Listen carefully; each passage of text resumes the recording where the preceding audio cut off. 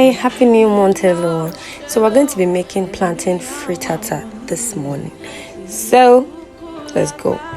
So firstly, fry your plantain to your desired color. Well, mine ended up like this, so we're doing this right. So my eggs, add your veggies or add whatever you want to add. I added onions also.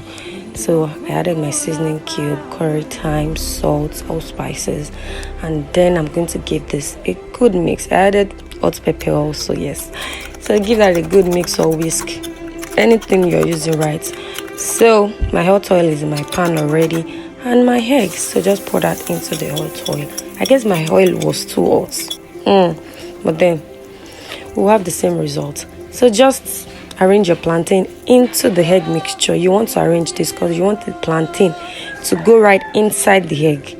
So make sure you have enough egg or less plantain, just anything you want to do right. So cover it up with your pot cover, but my pot cover was too small, so I had to use foil to cover it up then before using the pot cover. So now I'm just checking to be sure if it didn't stick to the pan. And this is what we have. It's all cooked. You want this to cook, don't forget, so you need to cover it. So this is what we have, right? For the first time, it's really so good. Thank you so much for watching. Bye.